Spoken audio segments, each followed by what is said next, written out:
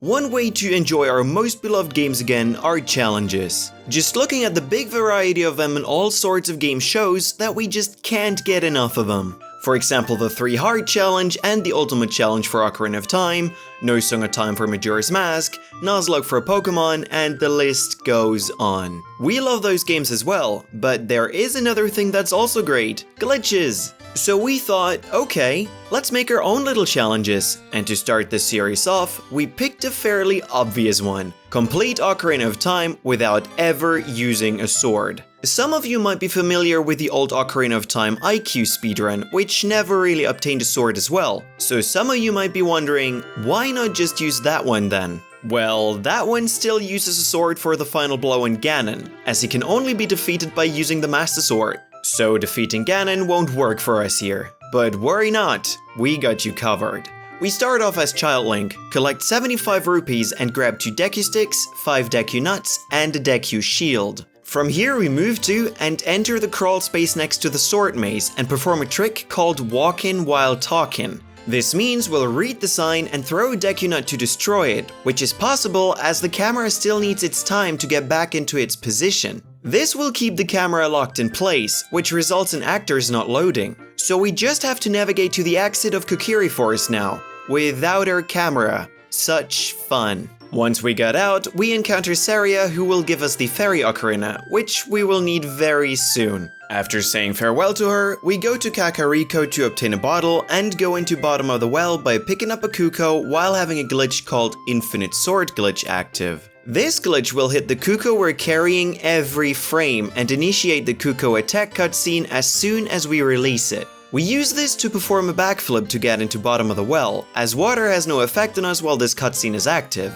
Once in Bottom of the Well, we perform an Infinite Sword Glitch with a Deku Stick, and from here we perform another cutscene dive. This time we use the Ocarina though, which will prevent actors and areas from loading once again. This is useful for us as we can use this to swim to a Bombchu chest, another really useful item we definitely need. We exit the bottom of the well again and have everything we need for now. We go back to Kokiri Forest using safe warping, go into the Lost Woods, and head to Goron City. Here we'll leave right away and open the Dongo's Cavern using a Bombchu. Inside we can do the exact same for the first wall of the dungeon. From here we'll position ourselves in the right spot in this corner here, in order to light up the eyes of King Dodongo. We head inside, pick the Dongo's head, and use the keys to damage ourselves down to half a heart. Then we lure them to us once again, but step on the switch to open the door. The keys will kill us while we're on the switch, ultimately triggering the flag that we completed the puzzle. We head back and go to King Dodongo,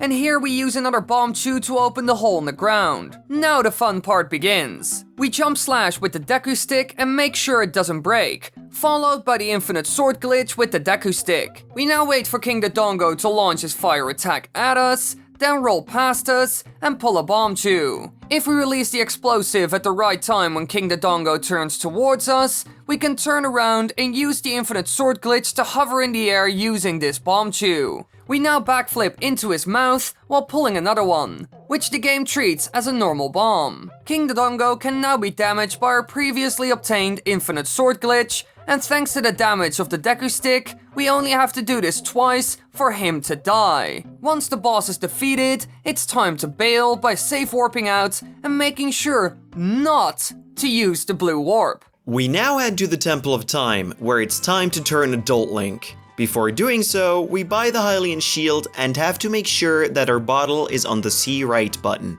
Obviously, we do not have a sword to go for the ordinary Door of Time skip, but there is another way to correct Link's movement in a way that we don't even need a sword to skip the 3 Child Stones.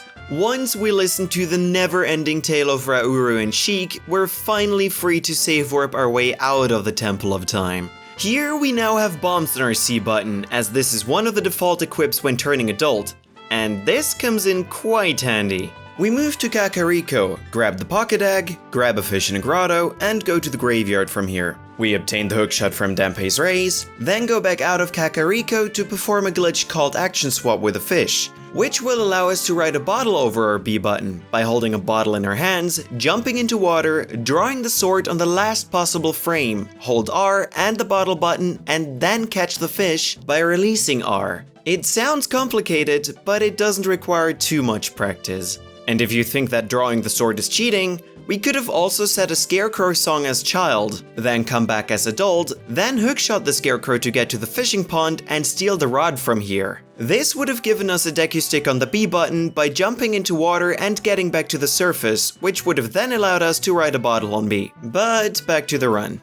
Before we can enter Kakariko again, we have to wait for the Kuko to hatch, so plenty of time to go to the toilet. Once this happened, we head back into Kakariko with our fish and bee and wake up Talon. From here, we trade the pocket Kuko for Kojiro, who will be really important. We now put bombs on C right, drop the fish on our B button, then put Kojiro on C right and catch the fish again. By doing so, we now gave ourselves a bomb bag, a glitched quiver, and manipulated the bomb value, which makes it possible for us to drop bombs now. From here, we replace our fish on B with bugs, but make sure to catch the fish in our normal bottle, so we can then head to Dampe's grave to farm about 30 bombs. With these, we can now continue the biggoron sword quest, up to collecting the saw in the Lost Woods, and then go to the Gerudos. Here we can use precise positioning and a distance flip, which is a rather complicated glitch in the game, in order to get over the broken bridge without a long shot or Epona. But before trading in the saw for the broken sword, we put it on C right, and once again drop and recatch the bugs.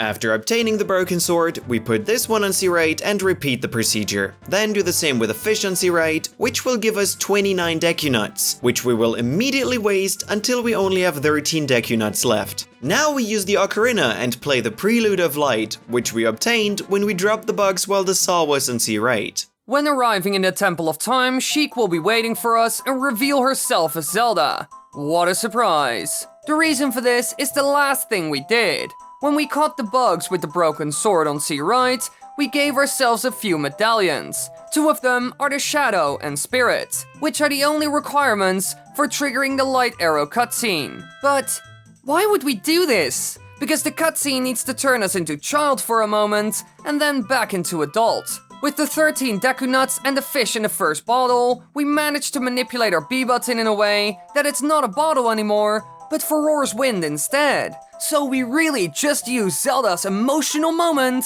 to magically turn our bottle, which is on B, into Furore's Wind. With this, we can now play the Nocturne of Shadow, which is another song we previously obtained, and head to Death Mountain. Here we will go to the ferry, which luckily is possible as Zelda's Lullaby was another song we obtained from catching bugs with the saw on C right. Now that we have magic, we exit Death Mountain and enter Goron City from the main entrance. After doing so, we cast Furore's Wind, which is almost always available as it's on the B button and only follows the same conditions as the sword. From here we once again play the Nocturne of Shadow to get back to the graveyard, and we will now walk through Kakariko once more to head to Death Mountain. However, here we'll now enter the Dongo's Cavern and enter the boss room, where there will be the blue warp from before. We step onto the seam of the blue warp and trigger Furore's Wind at the exact same time we trigger the warp itself. This starts the cutscene with the text box active, which is asking us whether we want to return to the warp point. We hit yes at a specific spot of the cutscene, and et voila, we made it. We managed to beat the game without ever using a sword. But hold on. You might have a couple of questions. First of all, we could have used the hammer from the Fire Temple in order to defeat King Dodongo as an adult. This, however, would have taken forever and doesn't look as cool as killing Dodongo without using any bombs. Second, we need the songs in order to set a cutscene pointer, as the game always sets a cutscene before an actual one plays. By performing a wrong warp, the game will access this pointer, and not all cutscenes are available in any condition. Song cutscenes are though. So by performing a song, we manipulate the value in a way that makes sure our wrong warp works. Third of all, what in the world is a wrong warp? Well, that is easy to explain. You just summon the devil and hope that you still have enough of your soul left, so he helps you cheat. However, if you want the real answer, then just click in the upper right corner because we got a couple of videos on Ocarina of Time speedrunning, which will explain everything in more detail. Also, do you have any suggestions for this series? Any cool challenges that we could do and any cool things that we could try? Just leave them in the comments down below and we'll pick our favorite ones.